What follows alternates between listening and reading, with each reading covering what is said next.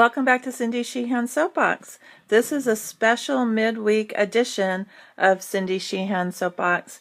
And our guest today is Amber Reed. And Amber Reed is a Solano County resident in California.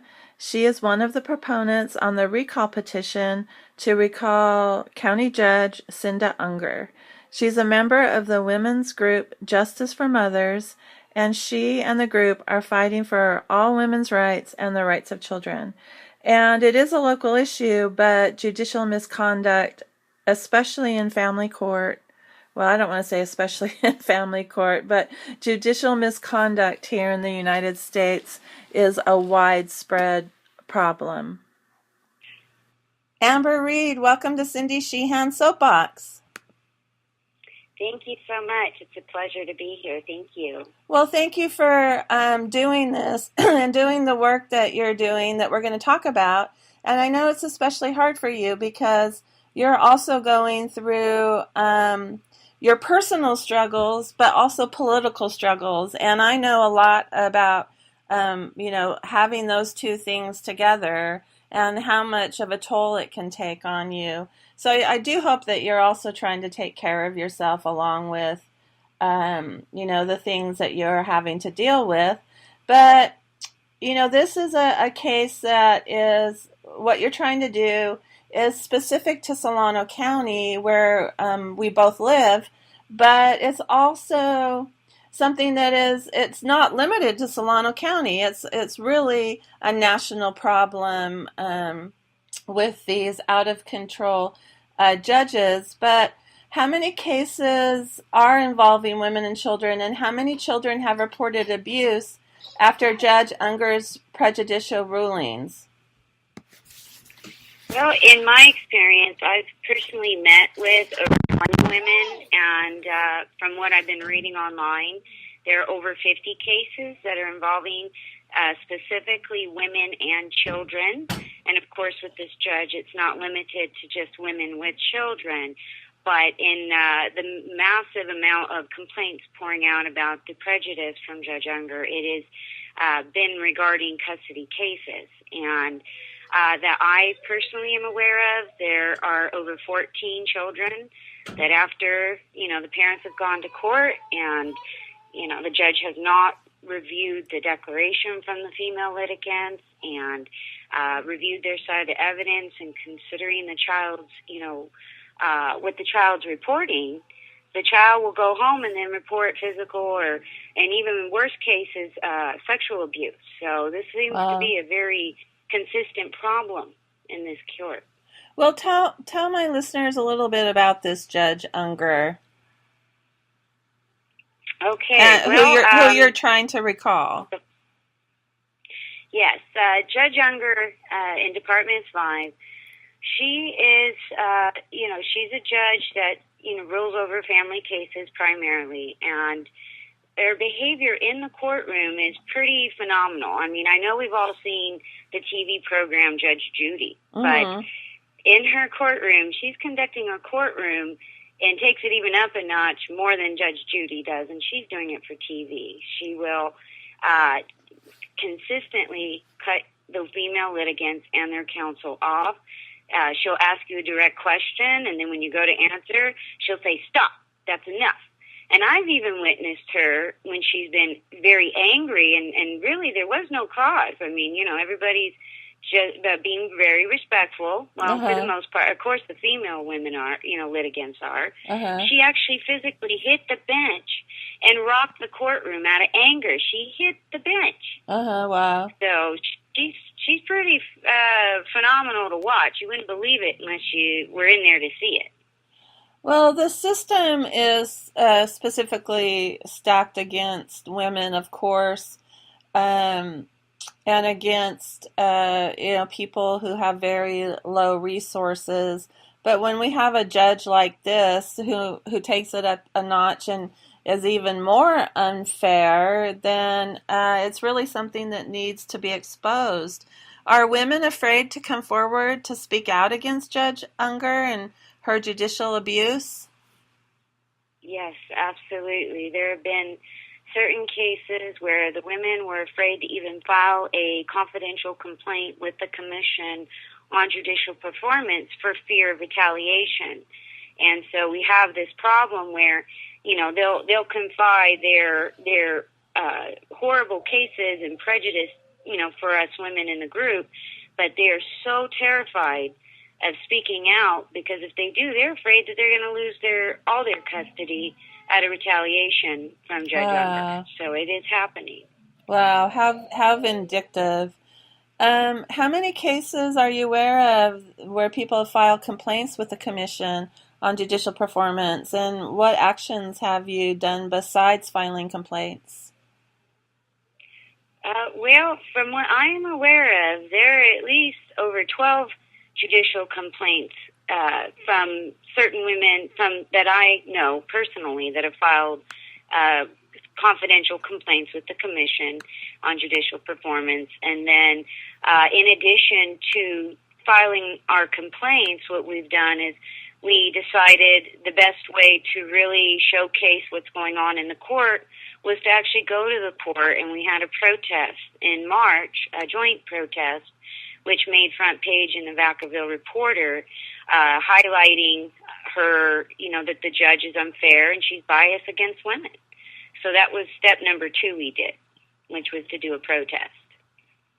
Do you feel that the presiding judge in Solano Justice System are aware of how Judge Unger is conducting her courtroom? And if you think they're aware of it, what do you think they are going to do about it?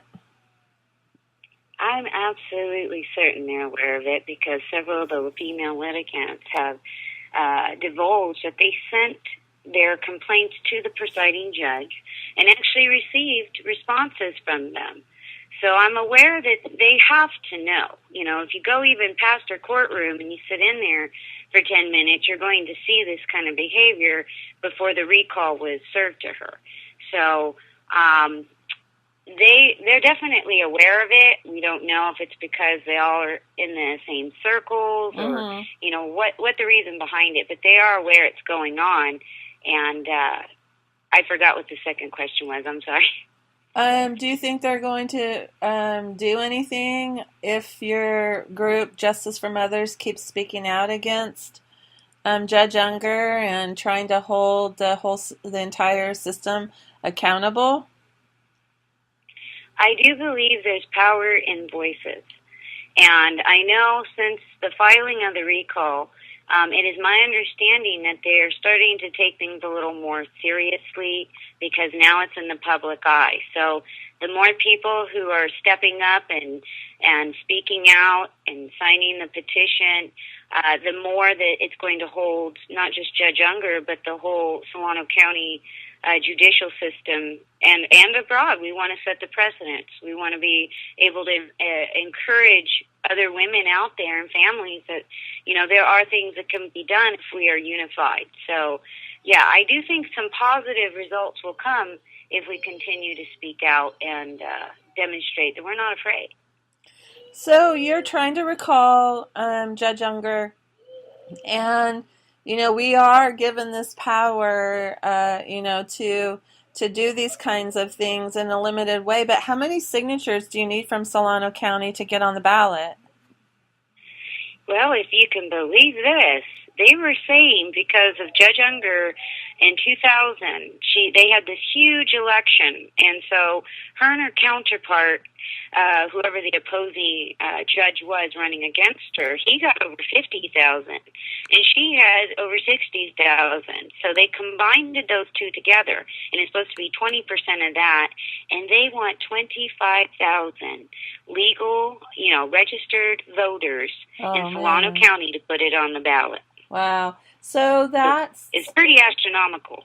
So they combine the past election vote totals and then take a quarter of that that is really astronomical. Yeah. How can people here in Solano County help you get the signatures that you need? Well, by contacting the Marie, it's MARIEH SB916 and by just shooting me an email, wanting to know more information. What we're really trying to do is hopefully launch, be able to really go out there. Believe it or not, the public is very supportive. They're not afraid to sign it, and they're very supportive. We've had pretty positive feedback, so we need some help, though, for sure. Yeah, I just ran for governor in this year, and to get on the ballot for the primary, I needed a little over 10,000 signatures from the entire state, and we got less than 3,000. And we had to pay for the rest of the signatures that we didn't get. Is there a way to do that with this initiative? If you don't get the required amount, is there a way to be able to pay for the signatures you don't get?